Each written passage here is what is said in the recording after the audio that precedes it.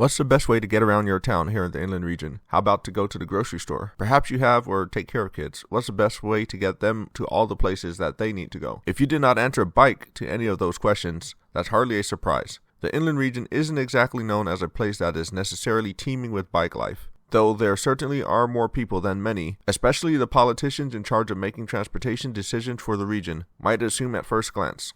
Hello, and welcome to Inland Urbanist. You would be forgiven if you did not think the area tops the list for most bikeable regions in the country, especially of the more transportation variety. But will it ever get better? Let's pedal along and see what we can find. Here are 5 things that are currently holding back biking in the inland region.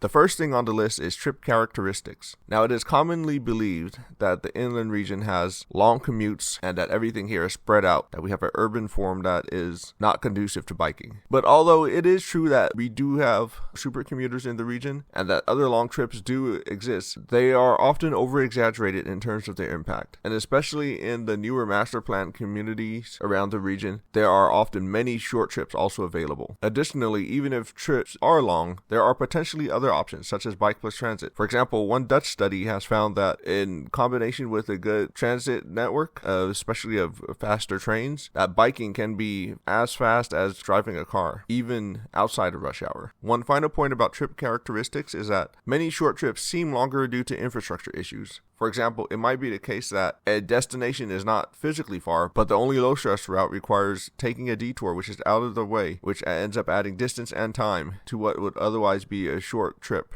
Additionally, a lack of cut-throughs means that people are forced to go around the long way in instances when they could simply walk or bike to close destinations. Next on the list is weather. Yes, it's no secret that here in the inland region, temperatures can get well above 100 degrees. Certainly, no one should feel compelled to bike in weather that is beyond their comfort level, and that is not at all what is being suggested here. At the same time, many people already do not have an option and are biking in the heat. And even in hot weather, more people likely would choose to bike if there were better bike infrastructure around. So it is important that bike infrastructure in the region be designed to account for the fact that it gets hot and include features that would help mitigate heat. The CV Link is one such example of a infrastructure project for biking and walking, which is being designed around managing heat by including shade structures and water fountains. Of course, the other extreme of weather is wet, and so there are certainly several portions of the inland region where the storm drain is the street, and that certainly presents problems for biking as well. So certainly, part of improving biking here in the inland region will include solutions for managing stormwater.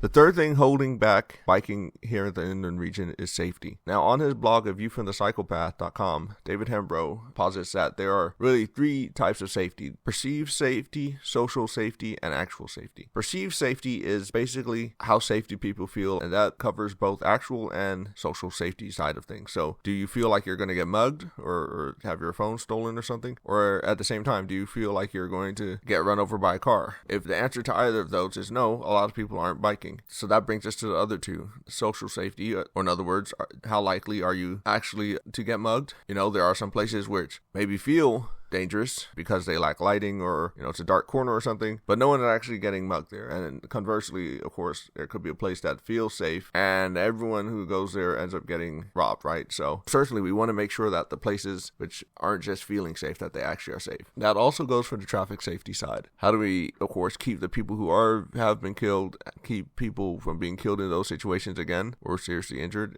as the case may be, as well as how do we keep from going worse? Many of the safety issues are laid bare by the lack of infrastructure in the region. Since there's not that much bike infrastructure of high quality, there aren't that many people biking because not many people feel safe to bike. So without many people feeling safe to bike, it also removes kind of the eyes on the street effect. Because there are fewer people biking, then other people are dissuaded from biking as well. Of course, this also includes the physical part of infrastructure, such as the lack of lighting on many trails in the region. A few trails have lighting, many of them don't. And so that again creates issue because people can't access them after a certain time, or if they do, it doesn't feel safe to do so. That rolls us right into our next item on the list, which is the lack of infrastructure. As previously mentioned, there are some trails, but not only are they not, most of them not lit, but they are pretty much all disconnected and do not form a cohesive network. This is certainly true for the region as a whole. Some cities are starting to get to the point where they are making critical connections, such as Rancho Cucamonga has some trails along their creeks, which are connected with the PE trail, for example. Rialto has recently finished a trail that connects to the PE trail. Fontana is supposed to be working on some. And there is also a network of trails on many active transportation and bike master plans in the region that would, if completed, really blanket the area with much better connectivity than currently exists. In addition to the lack of a cohesive network of trails, the high speed limits and high traffic counts on the roads mean that biking on the streets is often highly unpleasant for even many who are considered strong and fearless in terms of biking, or who are very experienced, for example. And I count myself in this. I have many years of experience biking, even in terms of the biking style often known as vehicular cycling. So, for example, one common point from vehicular cyclists is that, if you're getting honked at, that at least means they saw you, which is true. I'm glad they saw me, but the honking still is highly unpleasant, and I can completely understand why most people don't want to subject themselves to that sort of treatment. So the high speed limits and high traffic counts on roads continue to create the conditions that would lead to people honking at someone who is doing that style of riding, and otherwise it's not a viable path of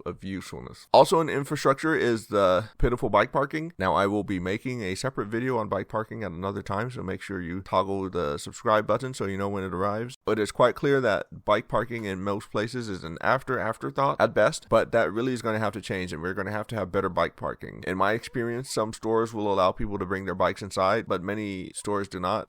Other destinations often do not have bike parking, or it's hidden way around the corner by the dumpster, and there's a wave rack installed 3 inches from the wall, so you cannot actually even fit a bike on the rack. Topping out the list is the lack of vision or ambition. Part of the reason we don't have better bike infrastructure, especially because this is a region that is continuing to be built out, is that there is no vision for it, and advocacy efforts fall on often deaf ears. There are many existing bike master plans, active transportation master plans around the region that are just sitting on the shelf. Even as more and more projects are approved, we continue to see that agencies neglect to really do a good job of ensuring that the best bike infrastructure is being provided at the same time as that new construction is occurring. Of course, it's way cheaper to build it right the first time than it would be to come back and have to lobby in terms of it from an advocacy standpoint, as well as from an agency standpoint, finding the resources to then rebuild what could have been built right from the first point. Of course, other areas around the region do include some trails, but many of those are inevitably recreation focused and not really usable for transportation cycling, or while technically might be usable, run into the same issues identified above, such as they are circuitous, and so they are unusable from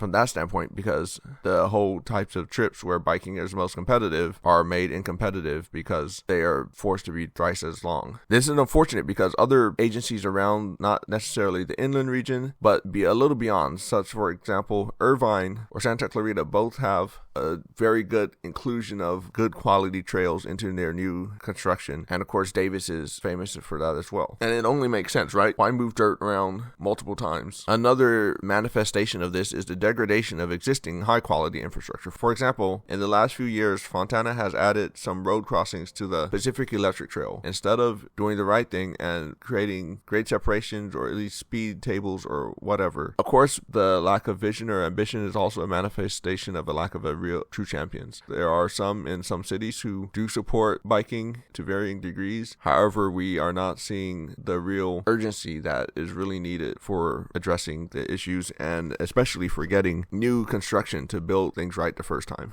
Anyway, that's the end of the list, the top 5 things which are holding back biking in the inland region. Once again, we have trip characteristics, weather, safety, lack of infrastructure, and lack of ambition. So what did you think? Leave a comment below. Is there something that belongs on this list that wasn't added, or do you think there's something on this list that shouldn't be there? Head on down to the comment box and sound off on what you think is holding back biking in the inland region. Until next time, happy pedaling.